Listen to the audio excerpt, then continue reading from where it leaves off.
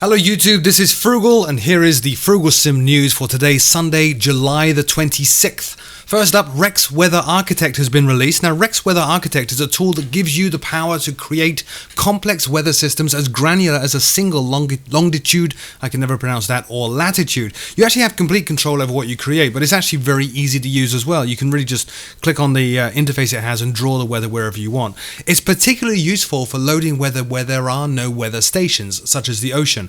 You can load in a route flight plan and then create a perfect storm along that route, or even have the entire flight gradually deteriorate as you approach your destination. It also works, or can even work, at a country or continent level, allowing you to set weather patterns for entire huge areas of the world with a single click. The really cool bit, this works directly with Rex 4 Texture Direct and Rex Soft Clouds, both of which are technologies that I use in most of my FSX and prepared videos. And the way it works with them is it analyzes the weather you set and then works with those tools to directly get the best textures to fit that weather injected into the sim.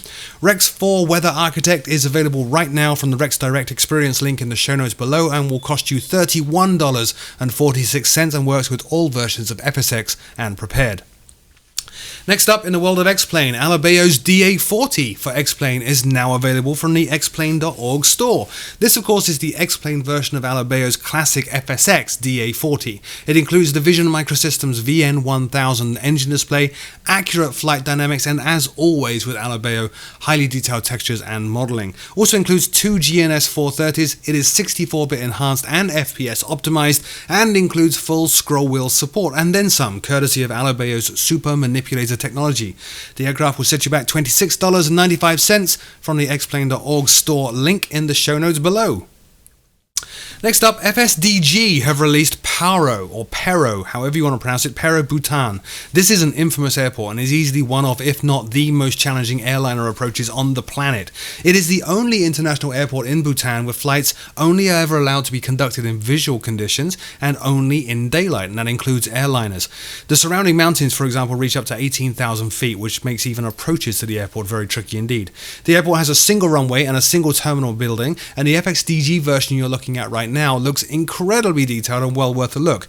It supports highly realistic lighting and shadows, fully animated airport facilities and nearby road traffic, and uses aerial imagery to model the entire area around the airport. Perhaps most importantly though, the product does come with a manual with detailed information on how to fly an actual approach into this infamous airport. €1450 is what it will set you back from the FSDG online link in the show notes below, and is available for both FSX and prepared in a single package.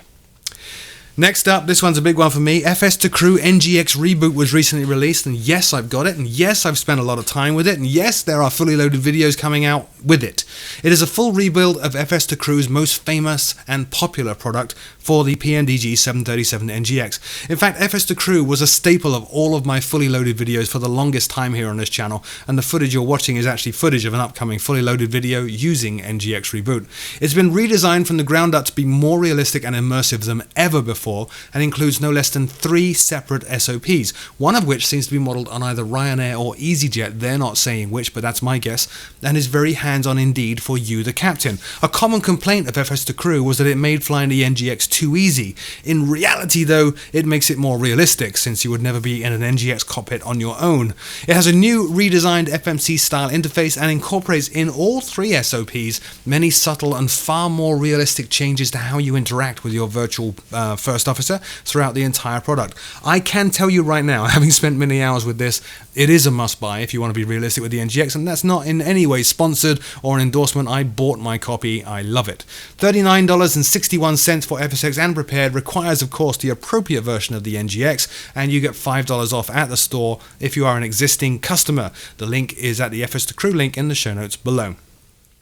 Finally, another company I'm a big fan of, PMDG, this week released details, or more details, of their upcoming 747s. Now, this information was actually posted on their Facebook page. For those of you who don't know, PMDG are developing no less than 2 brand new 747s to replace their old 747 Queen of the Skies product. That would be the 747-400 and the 747-8.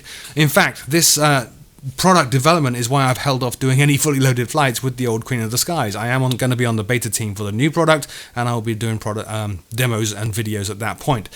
The pictures you're looking at demonstrate texturing differences as well between the two aircraft, showing, for example, a much older and well-worn flight deck in the 400, and there are even options apparently in the final product to set up the equipment on the 747-400 to be very old, complete with things like bouncing numbers in the MCP and custom logic behind the fuel system and APU for the much older version of that aircraft. The 747-8, on the other hand, is much newer, has a very clean cockpit and far superior higher technology equipment and displays within the flight deck, and again a massive array of options that you'll be able to put in, turn on and turn off and so on. There is absolutely no release date yet for this aircraft, either of them, and no, it's not even in beta yet. I personally though cannot wait. Meanwhile, I gotta tell you, work does continue on the DC-6 for X-Plane. I've been very busy with my day job, so I haven't actually had a chance to dive in yet on the beta of the DC-6, but I am on that team. But we have all been released to publish video and images of some areas of that product, so hopefully next week as things ease up at work, I can get some stuff pulled together and thrown up on this very channel. So that's it for this week's episode of the Frooglesim News. Thank you all so very much indeed for watching, and until next week, I'll see you very soon.